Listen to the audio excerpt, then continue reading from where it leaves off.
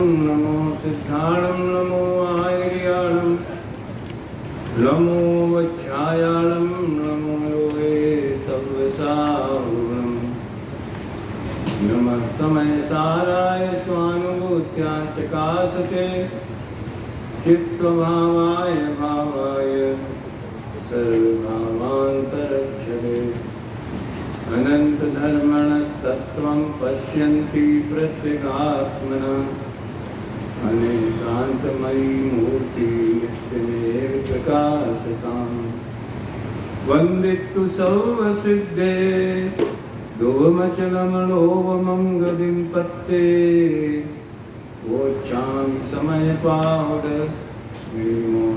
केवलीमणिगम्। समय सार परमागम शास्त्र की प्रारंभिक गाथाओं की यात्रा अंतिम चरण में है। इस सत्र में पहली गाथा से ही अपन ने चर्चा प्रारंभ की। 16 सीढ़ियां पार करके 17वीं 18वीं गाथा का शुभारंभ थोड़ा सा कल किया था। 16वीं गाथा में दर्शन ज्ञान चारित्र का सेवन करना चाहिए। साधु पुरुषों को, सज्जनों को, आत्मार्थियों को, आत्मरसिकों को दर्शन ज्ञान चारित्र का सेवन यानी उस रूप पर नमन करना चाहिए। और क्योंकि आत्मा ही दर्शन ज्ञान चारित्र स्वरूप है, इसलिए आत्मा का सेवन कहो या दर्शन ज्ञान चारित्र का सेवन करो। देखो, जब आत्मा का सेवन किया करो ऐसा बोला जाए तो उसका भी यही अर्थ होता है कि उसकी श्रद्धा, स्वसंवेदन ज्ञान में उसका वेदन और उसमें लीनता। इसके अलावा क्या सेवन होगा आत्मा का? पूजा शब्द का प्रयोग आत्मा के साथ व्यवहार में नहीं लगता, वो उचित नहीं है। आत्मा का अवलंबन होता है, श्रद्धान होता है, आश्रय होता है, लीनता होती है, वेदन होता है। भाव पक्ष में, निश्चय पक्ष में तो सभी एक है, लेकिन जब व्यवहार की बात करें तो पूजा का फिर पंच परमेष्ठियों की बात आ जाती है। 17वीं 18वीं गाथा में, 16वीं गाथा में कही गई बात को बहुत लोक प्रसिद्ध उदाहरण से समझाया गया है। नियमानुसार अपन गाथा का आनंद लेते हैं, पाठ करते हैं। सावधान श्रोतारः सावधानतया श्रवन्तु पठन्तु। जय नाम को विपुरुषो रायाणं जानियूण सद्दहदी तोतम अनुचरति पुनो अत्थीयोपयत्तेन एवं हि जीवराया नादव्योतय सद्दहेदव्यो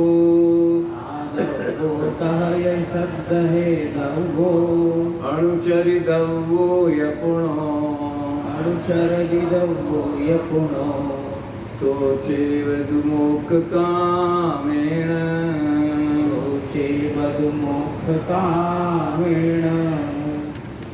यह नृपति है यह जान कर अर्थार्थ जन श्रद्धा करें। यह नृपति है यह जान कर अर्थार्थ जन श्रद्धा करें। अनुचरण उसका ही करें, अति प्रीति से सेवा करें। अनुचरण उसका ही करें, अति प्रीति से सेवा करें। यदि मोक्ष की है कामना तो जीवन को जानिए। यदि मोक्ष की है कामना तो जीवन रूप को जानिए। अति प्रीति से अनुचरण करिए, प्रीति से पहचानिए। पहचानिए, अति प्रीति से अनुचरण करिए, प्रीति से पहचानिए। 18वीं गाथा में 2 बार प्रीति शब्द आया, 17वीं गाथा में भी 1 बार प्रीति शब्द आया। पद्मनंदी आचार्य की याद आ गई, जिन्होंने लिखा तत्प्रति प्रीति चित्तेन येन वार्ता की ही श्रुता। सम्यक्त सन्मुखता के 2 लक्षण प्रमुख रूप से टोडरमल जी ने बताए। जब मिथ्यात्व गलना, उस पर चोट पड़ना, पहली चोट मतलब वो हिल जाए थोड़ा सा, वो कौन सा बिंदु है कि जब जीव को ऐसा लगे कि अरे मुझे तो इन बातों की खबर ही नहीं थी, मैं प्राप्त पर्याय में भूलकर तन्मय हो रहा था। फिर आगे बढ़ के वो उसके अभ्यास की प्रक्रिया बताते हैं और लास्ट में लिखते हैं, इसको अपना कार्य करने का हर्ष बहुत है। ये मात्र क्षयोपम ज्ञान से बहुत सूक्ष्म शास्त्र अभ्यास हो जाए, उससे भी कोई मिथ्यात्व गल जाएगा इसकी गारंटी नहीं है। थोड़ा सा भी हुए, 6 ढाला जितना, शिवभूति मुनि जितना, फिर वो तो मुनि थे लेकिन अपना कार्य करने का, आत्महित करने का हर्ष बहुत है। उदाहरणों में थोड़ा समय ज़्यादा चला जाएगा, मैं सीधे टीका पर आता हूँ। इस गाथा में कल मैंने बताया था, जो जिसका आदर्श होता है वो उसमें जो सर्वोत्कृष्ट बिंदु पर पहुंचते हैं, जो जिसमें रुचि होती है, वो सर्वोत्कृष्ट वालों को आदर्श मानता है। हमारे समय में साहित्य जगत में अपने प्रेमचंद जी, जयशंकर प्रसाद, महादेवी वर्मा, इनके नाम ज़्यादा चलते थे। कवियों में भी बहुत सारे थे, मैत्री शरण गुप्त वगैरह के। तो जिसको साहित्य में रुचि है वो उन्हें आदर्श माने। और आदर्श मानने का मतलब क्या होता है?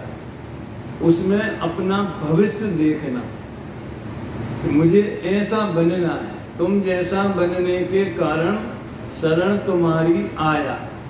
आदर्श बनाना मतलब अकेले बातों में नहीं, फिर उस फोटो भी उनकी लगाएगा, उसको देख के प्रेरणा प्राप्त करेगा और कोशिश करेगा अपने बर्ताव में भी उन जैसा सोचने की, उन अनुचरण करने की। हर क्षेत्र में ऐसा है। आचार्यों ने धन के क्षेत्र का उदाहरण दिया है। इससे उस जमाने की राज व्यवस्था का एक संकेत मिलता है। कोई पीएचडी करे समय सार के, समय कुंद के जमाने की समाज व्यवस्था, राज व्यवस्था। तो राजा लोग जो है विद्वानों को, कलाकारों को आश्रय प्रदान करते थे, आज भी करते। गवर्नमेंट स्कॉलरशिप देती, वो गायब है ना, पवित्र क्या मिलता है, वो GRF मिलता है, ये मिलता है। तुम शोध करो, खर्चा हम देंगे, खाने पीने का, रहने का, इत्यादि इत्यादि, वो खर्चा। ये भी राज्य आश्रय हुआ ना एक तरह से। अपनी समाज में है ऐसा बहुत, इतने विद्यालय, इतने बच्चे पढ़ रहे हैं, तो समाज पर आश्रित माने कोई दीनता की बात नहीं है इसमें। मैं तो कहता हूँ जो पढ़ते हैं वे समाज पर उपकार करते हैं कि हमने तुम्हारे धन के सदुपयोग के योग्य हम बने, धन का सदुपयोग मिला, वो विषय अलग है वैसे। तो राजा लोग जो है विद्वानों को, कला, राजा भोज वगैरह के नाम बहुत आते हैं इसमें, तो वो आश्रय प्रदान करते थे। उसी की झलक इसमें मिलती है कि अगर कोई धन का अर्थी है, दीनहीन है, दरिद्र है, तो भरोसा है कि मैं, ये राजा है और इसकी सेवा करने से मेरी दरिद्रता दूर होगी, मेरा इंतजाम होगा। ऐसे सुदामा जी कृष्ण पे चले गए। कृष्ण जी बड़े छलिया टाइप के थे, उन्होंने कहा कुछ नहीं और वापस लौटा दिया बैरंग, बिना टिकट लगाए। बैरंग समझते? अब तो पोस्ट ही बंद हो गई, अब क्या पता। अब घर जाके देखा तो झोपड़ी गायब है। इस तरह की बातें होती हैं। इसकी पहली पैराग्राफ में ही जैन शासन के एक सर्वमान्य सिद्धांत, चाहे आगम शैली हो चाहे अध्यात्म शैली हो, सर्वमान्य सिद्धांत। आगम शैली का प्रथम ग्रंथ षटखंडागम, और इधर से ले लो तो तत्वासूत्र है संस्कृत भाषा का, और अध्यात्म शैली का प्रथम ग्रंथ समय प्रावर्त। क्रम कोई भी हो, कौन सा ग्रंथ पहले लिखा गया इसमें अपन नहीं जाना चाहते। कौन सा? दर्शन ज्ञान चारित्रयी साध्य सिद्धि न चान्य था। इसमें अस्ति और नास्ति दोनों से कथन कर दिया, और तत्वा सूत्र में केवल अस्ति से कथन किया कि सम्यक दर्शन ज्ञान चारित्राणी मोक्ष मार्ग। तो ये जो मैंने अभी पंक्ति बोली है, ये 19वें कलश की पंक्ति है जो इन गाथाओं के पहले आई है। देखो वो भी पढ़ता हूँ। आत्मनश्चिन्तयैवालं मेचकामेचकत्वयोः दर्शन ज्ञान चारित्रयी साध्य सिद्धिर्न चान्यथा। अब वचन भेद भारी छोड़ो, वचन भेद में मत पढ़ो कि स्व है कि पर है। समझ में आया ना कि जो दिख रहा है वो स्व है कि पर है। अरे जानन क्रिया हो रही, खेल खत्म करो। जानने मात्र को देखो, जानने में ही ज्ञान उछलता है, जानने में ही ज्ञायक बसता है। ये आने वाली बात तो इसमें टीका में। तो इस तरह से इसकी टीका में इसी बात को बहुत न्याय की भाषा में बोला है। और समय सार की लेखन शैली तो नाटक शैली है, और वर्णन शैली न्याय की। दो बातों में फर्क समझना। ग्रंथ लिखा गया, अब जीव जीव निष्क्रांतौ, जीवा जीवौ निष्क्रांतौ कर्तृकर्म प्रवशितः। जीव और जीव निकल गए, कर्ता कर्म आ गए, फिर वे चले गए तो पुण्य पाप आ गए, तो वे चले गए तो आश्रम आ गया। जैसे नाटक हो रहा हो, एक ने अपना सीन दिखाया, वो चला गया, फिर दूसरा आया। इस शैली में टीका लिखी गई। और ये कौन सी शैली है? लिखने की शैली। और वर्णन की शैली में न्याय है। यदि ऐसा होगा तो ऐसा होगा। उद्देश्य, लक्षण, निर्देश और परीक्षा, इन चीजें है ना। परीक्षा का क्या मतलब होता है जानते हैं? सुनो, कान में पड़े, ये भी मजेदार बात। शायद परीक्षा न्यायदीप का में परीक्षा की परिभाषा है। विरुद्ध नाना युक्ति प्राबल्य दौर्बल्य अवधारणाएं प्रवर्तमानो विचार स परीक्षा। कुछ छूट तो नहीं गया? जिनकुमार, विरुद्ध नाना युक्ति, ना युक्ति लगा, आगम का सेवन युक्ति का अवलंबन शुरू में चल गया ना अपना, है तो अनेक प्रकार की विरुद्ध युक्तियां होवे। अब उसमें प्राबल्य दौर्बल्य अवधारणाएं, कौन सी सबल है और कौन सी निर्बल है, हर क्षेत्र में ये होता है। शास्त्री करना कि नहीं करना, शास्त्री करने में क्या लाभ हानि है, नहीं करने में क्या लाभ हानि। समझ में आया? ये भी, इसमें भी युक्तियां लगानी पड़ती हैं, इसलिए तो यहाँ प्रवचनों में आ जाती है बात। तो उसके लिए जो विचार प्रवर्तित होता है, सबल कौन है, निर्बल कौन है, यानी उपादेय कौन है, हे कौन है, ऐसे विचार का नाम परीक्षा है। इस तरह ये न्याय शैली में टीका लिखी गई, वर्णन किया गया विषय वस्तु। जगह जगह मिलेंगे, शायद किसी ने लिखा भी होगा या लेख भी लिख सकते हैं हमारे शास्त्री वर्ग के जो लोग हैं। समय सार में न्याय दर्शन, नैयायिक नहीं, न्याय शैली है। देखो इसमें कैसी है, मेरे को संस्कृत पढ़ने में मजा आएगी। यथा ही कश्चित पुरुषो अर्थार्थी, समझ में आ गया ना? कश्चित पुरुषो अर्थार्थी, कोई पैसे का प्रेमी, पैसे का गर्जी। अर्थी माने अर्थी निकालने वाला नहीं, अर्थी माने गर्जी। पंडित साहब कहते हैं मर्जी का मार्ग नहीं है, गर्जी का मार्ग है। वो उदाहरण भी जोरदार देते। वैद्य के पास गए, कैसे आए? कछु नहीं, इतने से निकल रहे थे, हमने सोची आपसे मिल लेना। बोलो कब आए? देख लो कछु बीमारी हो तो दवाई दे दी हो। ये मर्जी का मार्ग है। मर्जी होगी तो खा लेंगे, नहीं तो देखेंगे। गर्जी बन करके जावे। चोड़न जी ने इसलिए हर अधिकार में प्रायः वैद्य के उदाहरण से बात शुरू की है। कश्चित पुरुषो अर्थार्थी प्रयत्नेन प्रथममेव राजानम जानीते, राजा को जानता है, ततस्तमेव श्रद्धत्ते, तब फिर उसकी ही श्रद्धा करता है। देखो श्रद्धा के बाद बहुत व्यापक अर्थ होते हैं, यहाँ वो विषयांतर हो जाएगा अपने पास। अब कल का समय है कि नहीं है, फिर भी कल भी इसमें चलेगा बहुत। केवल इतना समझना श्रद्धा का मूल तत्व क्या है। लोग में समय हमें इनकी श्रद्धाएं माने जो हमारा भला कर देंगे, दूसरे को अपना भला करने वाले का विश्वास होना, इसे लोक में श्रद्धा कहते हैं। किसी को कोई देवता पे है, किसी को कोई, अपने यहाँ भी जैन समाज में भी ऐसे। फिर देव शास्त्र गुरु की श्रद्धा का क्या अर्थ स्वरूप होगा, वे तो भला भला करते नहीं है। श्रद्धा का ये अर्थ है जो डॉक्टर के प्रति जो श्रद्धा होती है। कोई ये नहीं मानता कि डॉक्टर गारंटी से हमारी बीमारी दूर कर देगा, कोई मानता है? तो भी क्यों जाते? इसलिए जाते हैं कि उसकी विशेषज्ञता पर भरोसा है और उसकी ईमानदारी पर भरोसा है। समझ में आया ना? ये हार्ट का डॉक्टर है तो इसने सैकड़ों ऑपरेशन किए हुए हैं, कोई रिकॉर्ड इसका बिगड़ा नहीं है, तो अपने आयु कर्म का भरोसा नहीं करता 2 नंबर वाला, 2 नंबर नए।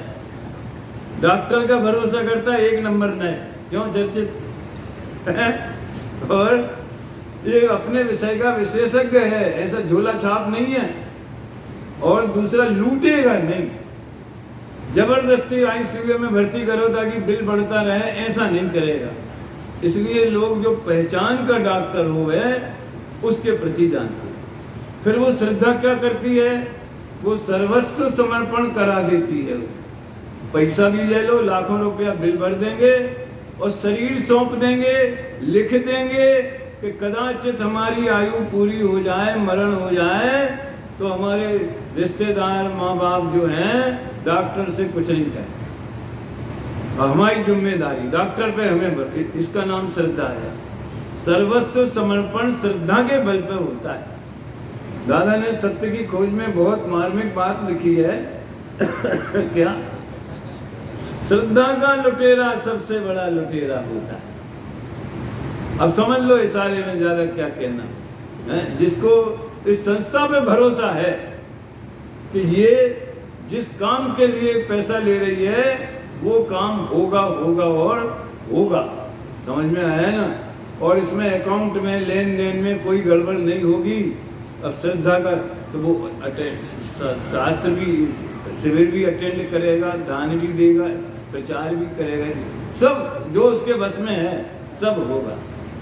तो ये श्रद्धत्ते माने क्या? यहाँ राजा की श्रद्धा करना माने राजा समर्थ है हमारा दुख दूर करने में, और जरूर करेगा, ऐसा लिखा है हिंदी में। देखो, तथात्मना और ततस्तमेव अनुचरति। फिर श्रद्धा के बाद पहले जानता है, समय सार की शैली जानना, श्रद्धान करना और अनुचरण करना, ज्ञान की प्रधानता से। जाने बिना श्रद्धा किसकी करेगा? फिर मोक्ष मार्ग तत्वा सूत्र में तो सम्यक दर्शन को पहले लिखा। अरे भैया, प्रक्रिया में जानना पहले होता है, और जब लेकिन जानने पे भी जब तक श्रद्धा की मोहर ना लगे, फोटो कॉपी जब तक अटेस्टेड ना होवे, समझ में आया ना, तब तक वो प्रमाणित नहीं होती है। तो ज्ञान प्रमाणित कब होता है? जब श्रद्धा अपनापन कर लेती। बहुत सी बातें हैं। देखो, अब सैव अनुचर्तव्यश्च, अब ये वाक्य बताना असली मुझे न्याय वाला, समझे? साध्य सिद्धेश तथा अन्यथा उपपत्ति अनुपपत्तिभ्याम। संस्कृत है भैया, हिंदी में बात करेंगे अपन। साध्य की सिद्धि, तथोपपत्ति और अन्यथा अनुपत्ति, ये अनुमान के प्रसिद्ध शब्द हैं न्याय ग्रंथों में। इसी को एक शब्द में बोले तो अविनाभावी। सुनो, धुआं अग्नि से अविनाभावी है, यानी उसकी प्रतिज्ञा है कि अग्नि होएगी तो ही मैं होऊंगा। साध्य सत्येव साधन सत्ता, साध्या भावे साधना भाव। अग्नि नहीं होगी तो धुआं भी नहीं होगा, क्योंकि अग्नि के बिना धुआं नहीं होता है, इसलिए धुएं से अग्नि का गारंटेड ज्ञान हो जाता है। ये प्रयोग है। तथोपत्ति अन्यथा अनुपत्ति भ्याम। अब यहाँ क्यों कही ये बात? यहाँ इसलिए कही कि सम्यक दर्शन ज्ञान चारित्र से ही साध्य की सिद्धि होती है, अन्यथा नहीं होती। समझ में आया ना? साध्य क्या है? साध्य क्या है? हम तो रेखा गणित में भी साध्य पढ़ते थे। सिद्ध करो त्रिभुज के तीनों कोणों का योग 180 डिग्री होता है। 2-4 की याद है प्रत्येक, उसमें भी भाई साहब प्रतिज्ञा लिखते थे। पहले प्रतिज्ञा और बाद में और भी स्टेप होते थे इसके रेखा गणित में। और मुझे अभी तक याद है, 4वीं-5वीं में पढ़ते थे तो 20-22 साध्य याद किए थे हमने, भूल गए सारे। अंत में लिखते थे इति साध्य उपपन्नम, ऐसा हिंदी में करते थे पूरा। और फिर अंत में अब क्या होता है पता नहीं, अब तो बच्चे अंग्रेजी में पढ़ते हैं। ऐसा लगता है फिर से पुरानी किताबें निकाल के एक दफे पढ़ें तो इति साध्य उपपन्नम, इस तरह से साध्य उपपत्ति हुई, उत्पत्ति नहीं, पैदा नहीं हुआ, जानने में आ साध्य की सिद्धि हो गई, वो भी सिद्धि है। और इधर भी साध्य माने सिद्धत्व। अपना साध्य माने सर्वोत्कृष्ट दशा, जो साधना जिसके लिए की जाए उसे साध्य कहते हैं। साधना करो, साधना काय के लिए करें? साध्य दशा के लिए, पूर्णता के लक्ष्य से शुरुआत, वही वास्तविक शुरुआत है। तो ये पहले पैराग्राफ में ये नियम बताया कि साध्य की सिद्धि सम्यक दर्शन ज्ञान चारित्र से ही होगी, अन्यथा नहीं। अब इसका विस्तार बहुत है। सम्यक दर्शन एक नहीं है, सम्यक दर्शन का निरूपण 2 प्रकार का है। ज्ञान एक, सम्यक ज्ञान एक नहीं है, मोक्ष मार्ग में लगा लो तीनों। सम्यक ज्ञान का निरूपण 2 प्रकार का है। सम्यक चारित्र एक नहीं है, सम्यक चारित्र का निरूपण 2 प्रकार का। ये पंडित जी साहब के प्रवचन में सुना था मैं, लेकिन हमने तो 3 में लगाए नहीं, हम तो अकेले एक ही में लगाए बैठे। और उन्होंने मालूम भैया राकेश, सम्यक दर्शन के 8 अंग, 1-2 नहीं है, एक ही है, उनका निरूपण 2 प्रकार। निसंकित अंग 2 नहीं है, उनका निरूपण 2 प्रकार का। अब सम्यक ज्ञान के 8 अंग और चारित्र के 13 अंग। संक्षेप में कहो तो निश्चय रत्नत्रय और व्यवहार रत्नत्रय। ठीक है, अभी निश्चय व्यवहार की चर्चा अपन काफी कर चुके हैं। केवल एक बात धनार्थी के लिए कहना है, मोक्षार्थी के लिए धनार्थी का उदाहरण दिया गया है। अपन अपने आप में सोचें कि हम जो कुछ भी कर रहे हैं वो मोक्षार्थी होकर के कर रहे हैं।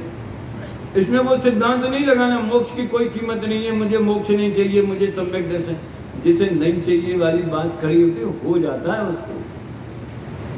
पंडित साहब के प्रवचन में मैंने सुनी ये बात कि कोई लड़का पूजा कर रहा था, वो यही कह रहा था नहीं चाहिए सम्यक दर्शन। तो पंडित जी ने बोला हम निकले उधर से, तुम्हें दे कौन रहो?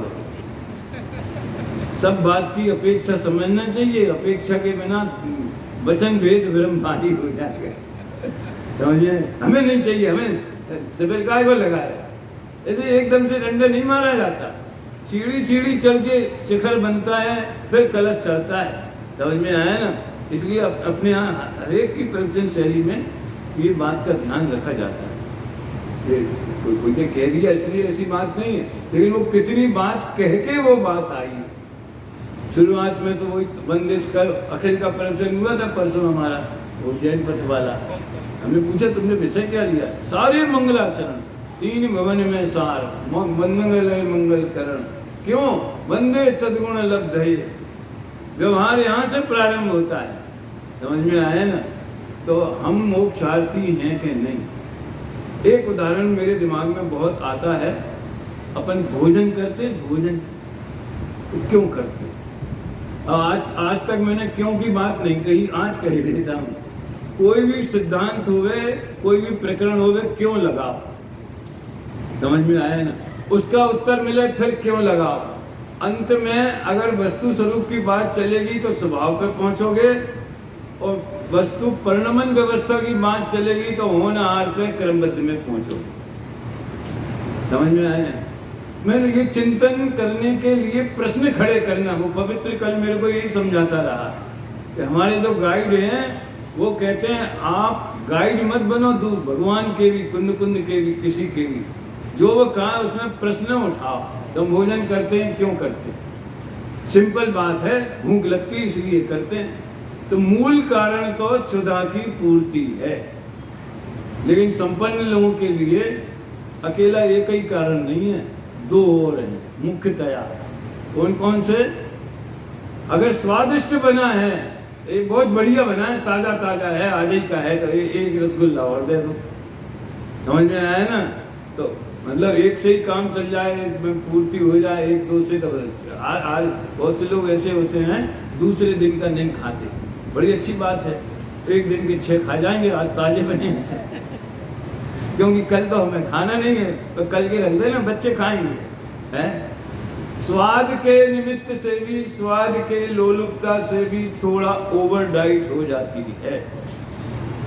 और तीसरा और ही खतरनाक है, परोसने वाले की जबरदस्ती से भी खाने के लिए मजबूर है। हमने तो परसा ही नहीं, भैया हमारी क्या गलती, तुम पहले से आ जाती हैं।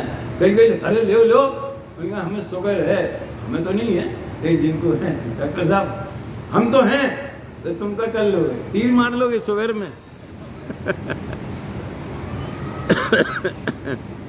तो सामने वाला अति आग्रह करके, हमारी बेटी के साथ ऐसा हुआ था, उसका मुंह पकड़ के, मुंह खोल के और गुलाब जामुन डाला, उसके लिंगामेंट्स क्रैक हो गए, साल भर तक परेशान रही। जब समझ में आया ना? तो ये तो लौकिक बात है भोजन की। अब ये धार्मिक क्रियाएं हमारी, कहाँ गया प्रदीप? प्रदीप ना, संदीप इधर बैठे ना है सुनो भैया, फार्मूला धर्म की पहले पहले रुचि जिसकी हो, वो पहली बार जो इस शिविर में लाभ ले रहे हैं, उनके लिए पहली क्लास की अनार वाली शिक्षा है। हमारा दर्शन है, जिन दर्शन सबसे पहली क्रिया है जैनी। तो पूजन है, अगर समय हो गए तो पूजन भी रोज करना चाहिए, हैं? जिन दर्शन पूजन, थोड़ा बहुत स्वाध्याय करना चाहिए, जीवन में सदाचरण होना चाहिए। बाजार की चाट है, बाजार का खाना है, सब दूसरी बातें हैं, ये हमारे जीवन में होना चाहिए।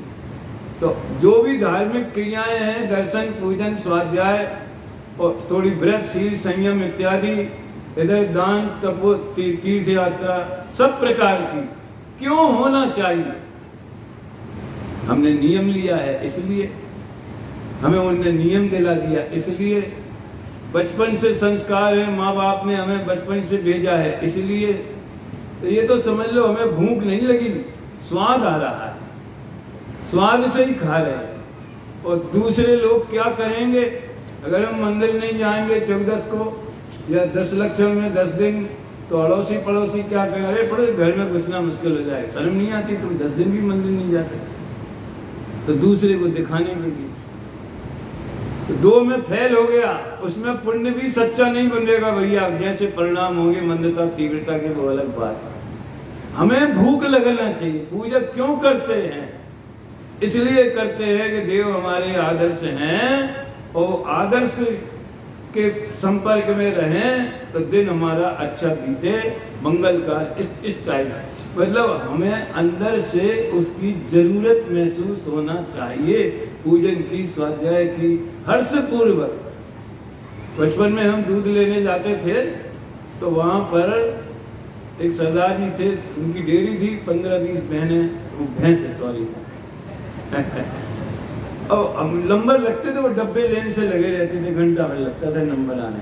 अब देखते रहते थे, एक भैंस का दूध निकाला और दूसरे का नंबर आया, तो दूसरी का जो बछड़ा था उसे खोलना था। ये आंखों देखा है रोजाना बचपन में, सालों वर्षों। तो क्या होता था, जो उस बछड़े को पता चल जाता था अब मुझे छोड़ने वाले, तो इतना उचकता था, इतना कूदता था कि पांव कचर जाए और छोड़ना, रस्सी खोलना मुश्किल हो जाए। और जो खोली और दौड़ के जाता था, कोई सामने आया तो ना देखे, बिल्कुल एक्सीडेंट है, जैसे वो पूना वाले बच्चे ने कर दिया। समझ में आया? छूटने की तड़फड़ाहट, बंधन का दुख, छूटने की तड़फड़ाहट, एक ट्रेंच को भी, समझ में आया? तो अपने को भव दुख से छूटने की तड़फड़ाहट, ये प्रारंभिक भूमिका है। बाद में तो कहेंगे ये भी स्वार्थ है। धर्म तो हमें अपने आनंद के लिए करना है, और ये भी 8 नंबर का है, समझ लो। अनुपचरित 4 नंबर का। हमें अपने घर में जाना है तो हमारा घर बहुत शानदार है, इसलिए अपने घर में जाना, कि अपना है इसलिए जाना। बात थोड़ी बहुत समझ में आई? अगर मान लो गरीब हो, ऐसा चू रहा हो, खपरेल होवे, कमजोर होवे, तो फिर अपने घर में नहीं जाना। अरे अपना अपना है। पंडित साहब ने देखो उदाहरण दिया था कि जब बाहर निकलेंगे तो सब अपनी अपनी चप्पलें पहनेंगे, अच्छी पहनेंगे कि अपनी पहनेंगे। कीमत अपनेपन की है, जो अपना है वो ही अच्छा है। और अपना तो व्यवहार की बात है, जो अपन है वो ही सर्वश्रेष्ठ है। तो इस तरह से वो बछड़ा जिस तरह से बंधन से छूटने के लिए तड़पता है, वैसे ही हमें भी राग में दुख भाषित होवे, संयोगों में नहीं। स्वाध्याय का ये फल है, सबसे पहला फल। वो भी व्यवहार नहीं वाला, क्या है वो कलश है ना, एक भवति स्वकीय सर्वम सदैव नियतम भवति स्वकीय कर्मोदयान मरण जीवित दुख सौख्यम, ये 2 नंबर का सत्य। ये अनुपचरित असद्भुत व्यवहार। कर्मोदय के अनुसार सामग्री मिलती है। अब उसमें भाई के ऊपर द्वेष करना, के मुकदमा करना, के ये करना, के पड़ोसी से लड़ना, कि इसने जगह सारी झंझटें खत्म हो जाएंगी अगर इसका भरोसा। ये व्यवहारने की बात है, होती योग्यता से, कर्मोदय से नहीं है। और वो उस वस्तु का स्वभाव वैसा है। ठीक बात है। तो इस तरह से बंधन से छूटने का एक संकल्प और एक अतीन्द्रिय आनंद प्राप्त करने का संकल्प, तो ये हुआ। ये पहला जो है साध्य सिद्धि इसी मार्ग से होती है, अन्य मार्ग से नहीं। पहले पैराग्राफ का वर्णन हुआ। टीका का दूसरा पैराग्राफ इसमें बताया है, इसी बात को विशेष स्पष्ट करते। तो इसमें बताया है तथोपपत्ति, और जो प्रसिद्ध वाणी है वो आबाल गोपाल सबको सदा काल भगवान आत्मा अनुभव में आ रहा है, वो क्यों बताई? अन्यथा अनुपपत्ति के लिए। तथोपपत्ति माने क्या? ऐसा होने पर ऐसा होगा, मेहनत करेंगे तो पास होएंगे, ये तथोपपत्ति का उदाहरण है। नहीं करेंगे तो नहीं होंगे, ये अन्यथा अनुपपत्ति का उदाहरण है। रत्नत्रय पूर्ण होगा, तत्काल मुक्ति होगी। देखो मोक्ष मार्ग में मुख्य दशा मुनि दशा कहलाती है, लेकिन वो भी एक स्थूल कथन है। कोई गारंटी नहीं है कि मुनि हो गए तो उसी भाव से मोक्ष हो जाएंगे, गारंटी। मैं तो पूछता हूँ आदिनाथ को मुनि होने के बाद 1000 वर्ष लग गए, क्यों लग गए? हमारी चर्चा में जो शाम कुछ करते हैं ना पंचाष्टी काय की, एक श्रोता ने बहुत पीछे पड़ गया कि स्वामी जी मुनि क्यों नहीं हुए?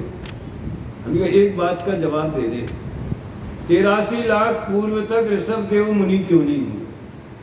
और हो गए, चलो अच्छी बात है, इंद्र ने इंतजाम कर दिया, संयोग बिठा दिया, जो भी हुआ हो है, अब हो गए, वैराग आ गया, चले गए।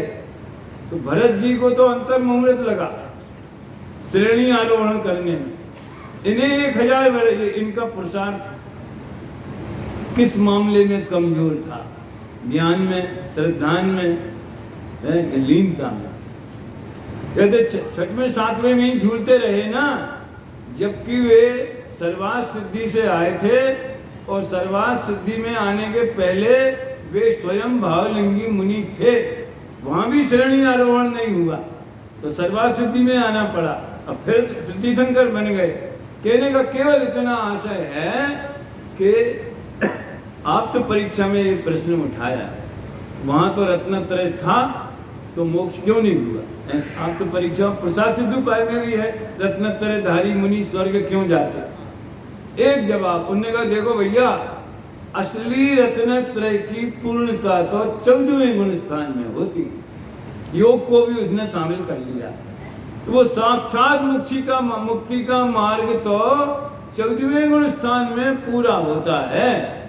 अब ये तो बीच की यात्रा है, इस तरह से है। तो अब तथोपत्ति माने रत्नत्रय होगा, अपन सम्यक दर्शन से बात करें, सम्यक तो होगा तो चारित्र भी होगा और कालांतर में मुक्ति अवश्य होगी, इसकी गारंटी। तो इसमें दूसरे पैराग्राफ में ज्ञानी होना, सम्यक तो होना किस परिस्थितियों में कितना कठिन है, तो भी ये जीव हो जाता है। नरकों में भी सम्यक तो प्रकट कर लेता है। देखो पंक्ति पढ़ता हूं, अनेक पर्याय रूप भेद भावों के साथ मिश्रितता होने पर भी, याद है भैया किसी को? श्रोता बदल गए होंगे, थोड़े बहुत चले गए होंगे, नए आए होंगे, हैं? अगम तो नया आया है लेकिन अभ्यासी पुराना है। भी कब लगाई जाती है मैंने बताया था जब 6वीं गाथा का प्रवचन हुआ था। ऐसा होने पर भी ऐसा हो गया, इतनी रैलियां की, इतनी मेहनत किए, इतना कॉन्फिडेंस था, इतनी गुड गवर्नेंस, इतना विकास, इतना बड़ा राम मंदिर, तो भी अयोध्या हार गई। समझ में आया? भी के उदाहरण के लिए है। हम तो कहते कि देखो भाई, हाँ, राजनीति तो हमारा ज्ञान का गेय मात्र बनती है, उदाहरण के लिए काम में आती है और गेय लुब्धता भी रहती है। असल में बीमारी क्या है मेरे साथ, मेरी प्राइमरी स्कूल की परीक्षा मिलिट्री के ऑफिस में हुई, स्कूल में, आर्मी का स्कूल था, सेंट्रल ऑर्डिनेंस डिपो जबलपुर का, हमारे घर के पीछे पड़ता था स्कूल। तो मिलिट्री वाले पढ़ाने वाले थे, हेड मास्टर सिविल थे, हैं? तो वो पता नहीं क्या, उसी जमाने में चीन का युद्ध हुआ था सन 62 का। तो वो भावना जो है ना, जो पेपरों में जितने भी वीर रस के कविताएं आती थी तो सब हमें याद थी, वो गाते थे बढ़िया। और जब चंदा इकट्ठा करने के लिए जगह जगह सम्मेलन होते थे तो हमारे हेड मास्टर हमें खला कर देते, तुमको वीर रस की कविता गाना है। तो इसलिए थोड़े वो है, अपन को तो भी समझनी है। अगर मान लीजिए 240 के बजाय 300 भी आ जाती और अयोध्या नहीं हारते, सारा केंद्र तो वही है ना, तो भी कहते अयोध्या से भी जीत गई। अरे पागल हो, वो तो जीत नहीं थी, उसमें भी लगाने की क्या जरूरत है, हैं? लेकिन इतना बड़ा अभी तो यूट्यूब में ऐसा आता है, अयोध्या वाली पछता रहे यार हम लोग निकले नहीं वोट देने, ऐसे भी आता है। तो अगर जीत जाते तो भी नहीं लगती, और अब नहीं जीते तो लग गई। समझ में आया ना? तो भी के पहले जो बात कही जाती है वो मात्र वो बैकग्राउंड है, वो पृष्ठभूमि है, और उसका ज्ञान करा के वहां से वजन हटाना होता है। और भी के बाद वही बात कही जाती है जिस पर वजन लगाना होता है। समझ में आया ना? हमने 15 दिन इलाज किया और अच्छे हो गए, रोग दूर हो गया, तो भी लगाएंगे। साहब डॉक्टर भी बहुत बढ़िया था, सही दवाई दे दी तो भी मैं स्वस्थ हो गया। अरे नहीं हो गए तो बोलते हैं तो महीनों हो गए गोली खाते, ये डॉक्टर बताया, ये बदला, वो बदला, तो भी अभी तक कोई आराम नहीं हुआ। तो परस्पर विरुद्ध बातों में लगती है ना भी, यहाँ परस्पर विरुद्ध बात, ये समझने की बात है। देखो समय अपनी गति, तेजी से भाग रहा है ये कहना ठीक नहीं, वो तेजी से नहीं भागता, 1 घंटे में 60 मिनट पूरे होते हैं। देखो अनेक पर्याय रूप भेद भावों के साथ मिश्रितता होने पर भी क्या है, आत्मा की आत्मा माने कॉमन बात नहीं है, मैं स्वयं, हम आत्मा माने मैं होता है, बताया था ना, है? गुण स्थान के भेद, मार्गणा स्थान के भेद, असंख्यात प्रकार के विकारी भाव, सवासुद भाव, दुनिया भर के, और गुणों भेद, पर्याय भेद, अनेक प्रकार के लिखा है, अनेक पर्याय रूप भेद भाव। गुण स्थान पर्याय भी, मार्गणा स्थान भी, मार्गणा को ले लो, गुण स्थान तो एक ही है। समझ में आया ना? गति है, इंद्रिय है, काय है, योग है, वेद है, कषाय है, ज्ञान है, दर्शन है, संयम। आप लोगों को तो याद होंगे सब, यहाँ क्लासें बहुत चलती, मैंने सुना है। तो ये मार्गणाओं के भेद जितने भी लग सके लगा, और उपचरित व्यवहार से जे परिवार है, जो गोला पूरब है, जे भी भेद है, जे और बुंदेलखंड में कहें तो खाए जात ये भेद ज्यादा परेशान करते। समझ में आया ना? जे उस जाति के हैं, जे उस जाति के हैं, जे फलाने हैं, जे अरे भैया, जे एक बड़ी विचित्र आगम की बात है। हमारी और तिरंजों की एक सी जाति, पंचेंद्रिय जाति, मालूम है? ये है जातियों में तो इतने सारे भेद हैं और आत्मा उनमें मिश्रित हो गया है, माने उनके साथ में है, वो रूप हो गया है, तब तो निकालना ही मुश्किल था, है? अब एक कला है, एक कला वो मैंने उसमें डाली है।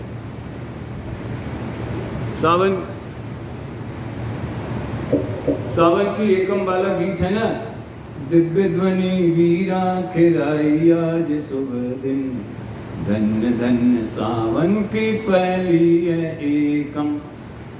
अष्टांगिका के बाद आता है ना, भगवान महावीर की दिव्य ध्वनि खीरी थी, उसके अंत में मैंने वो कलश लिखा है, यदेव मुक्त्वा न पक्षपातम्। फिर उसके बाद में क्या है? स्वानुभूति की कला सिखाई आज शुभ दिन, धन्य धन्य सावन की पहली है एकम। बहुत मस्त गीत है, वीर शासन जयंती का है। वेद ज्ञान की प्रवीणता, वेद ज्ञान में कुशल, स्किल डेवलपमेंट, क्या वेद ज्ञान में कुशलता कैसे होती है? कुशलता जो है उसे हटाने की चेष्टा मत करो, अपने को उससे भिन्न देख लो, बात खत्म। पर में कुछ नहीं करना, पर्याय में कुछ नहीं करना, राग द्वेष में कुछ नहीं करना। समझ में आया ना? समझने की बात है भैया। अच्छा देखो, एक बात है, जिसको भी ये अभिमान होवे, कैसे कहते हो? ये लोग कहते हैं मैं पर का कुछ नहीं करता। गुरुदेव के जमाने में तो एक प्रस्ताव पास हुआ था कि जो आत्मा को पर का करता नहीं मानता वो दिगंबर जैन है। तो अपने प्रवचन में बोलते, गुरुदेव प्रवचन में बोलते, गजब हो गया, करके देख लो, प्रैक्टिकल कर लो, अपनी खांसी ठीक कर लो, नो द्वार बहें घिनकारी उन्हें बंद कर दो, भूख लगना बंद कर दो, प्यास लगना बंद कर दो, बाल सफेद होना और उड़ना बंद कर दो। अपने शरीर पे पहले करो ना, बाल बच्चों की बाद में देखना, जो अपने से भिन्न है उनकी बाद में नहीं। अपना इतनी हाइट क्यों मिली? समझ में आया? इतना ही वजन क्यों हुआ? कल तो उन्होंने बहुत कहा था भैया, अपने मनीष जी ने, आप क्या चुन के ये सब किया है क्या? कौन से माता पिता, बहुत उन्होंने, अब वो समझ लिया। तो दूसरा स्टेप ये होता है कि कोई बात नहीं, पर मैं तो नहीं कर सकते, लेकिन अपनी पर्यायों के कर्ता तो हम हैं। आपको आश्चर्य होगा इसका जवाब गुरुदेव ने क्या दिया। क्रमबद्ध पर्याय पुस्तक में डॉक्टर साहब ने गुरुदेव को कोट किया है उसमें यही प्रश्न उठाया है कि हम पर के कर्ता नहीं हैं, अपनी पर्याय के कर्ता तो हैं। सोचो, अच्छा 10 सेकंड क्या सोचा? अपने नहीं, आत्मा तो पर का भी करता नहीं है, पर्याय का भी करता नहीं है। गुरुदेव ने कहा, हाँ, हमारी पर्याय के कर्ता हम स्वयं हैं। इसका मतलब कोई पर उसका करता, लेकिन फेर फार करता नहीं है। और अगर फेर फार करने का अभिमान होवे तो क्यों नहीं कर लेते? जिसे वीतराग शासन की श्रद्धा है, नग्न दिगंबर दशा हुए बिना मोक्ष मार्ग में दौड़ नहीं होती। ये अटल नियम है। अंतर मुहूर्त के लिए होवे भले भरत जी जैसा, लेकिन कपड़े तो उतरेंगे और उतरेंगे।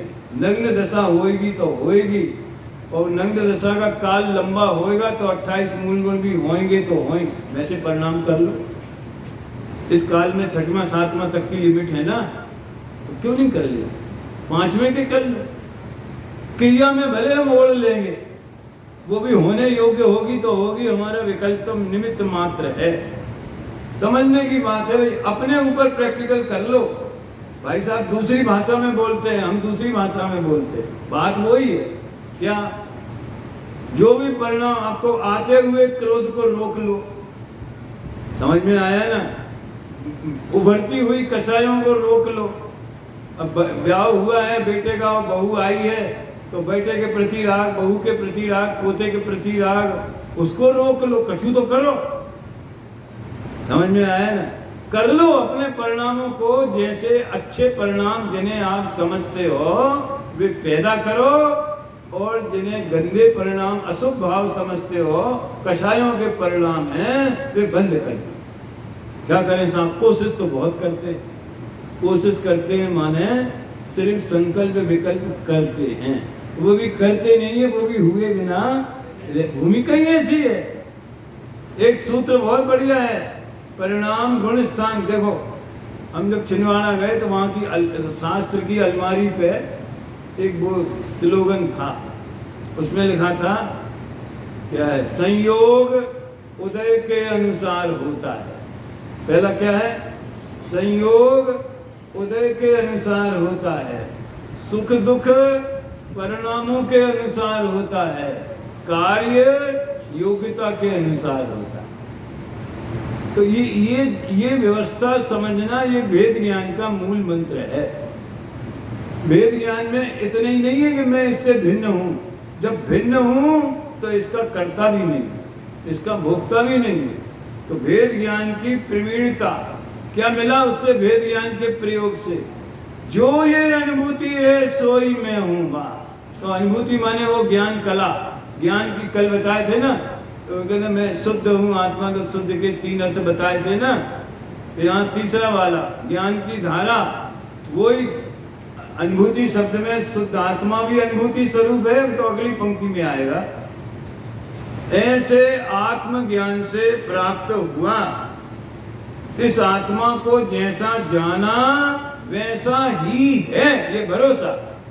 कभी कभी क्या होता है, जान तो लेते हैं, भरोसा नहीं होता। मोह के उदय में ऐसा हुआ। जवान बेटा चला गया, एक्सीडेंट हो गया, खबर आ गई, अब लेके आ रहे हैं, तो ज्ञान तो हो गया ना, दिल नहीं मानता, भरोसा नहीं होता। ऐसा कैसे हो सकता है? हो ही नहीं सकता। मैं नहीं मानता, मत मानो। समझ में आया ना? जानना एक ज्ञान की सहज प्रक्रिया है, भरोसा करना वो ज्ञान की एक विशेष उसका स्वरूप है।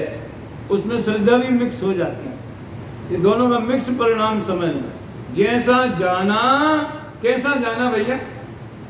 कैसा जाना? रंग राग और भेद से भिन्न भी मैं भिन्न निराला हूं, ऐसा जाना। ऐसी प्रतीति जिसका लक्षण है, देखो प्रतीति लक्षण, प्रीति माने प्रसन्नता, प्रेम, और प्रतीति माने श्रद्धा। टोडरमल जी ने प्रतीति की भाषा में श्रद्धा को बताया, ऐसा ही है अन्यथा नहीं। ऐसा प्रतीति भाव, उसका नाम श्रद्धा है। मेरे ख्याल से ये बात 2 जगह आया, 4थे अध्याय में भी और 9वें अध्याय में। तो श्रद्धान उदित हो गया, और समस्त अन्य भावों का भेद होने से, निसंक स्थिर होने में समर्थ होने से आत्मा का आचरण उदित होता है। तो ये निसंक स्थिरता वाली बात मैं कल करूंगा। और दूसरे पैराग्राफ में जिसमें मूल तत्व इसका है, आबाल गोपाल सबको अनुभव में आ रहा है आत्मा। इधर वेद ज्ञान की प्रेरणा दे रहे, गाथा बोल रही है तू आत्मा को जान, और टीका बोल रही है तू आत्मा सबको अनुभव में आ रहा है। गजब हो गया, कैसा जानना हो रहा है और कैसा अनुभव में आ रहा है। इस रहस्य को सुनने के लिए कल तक के लिए हमें आज्ञा दीजिए। जय जिनेन्द्र। सहजानंदी शुद्ध स्वरूपी अविनाशी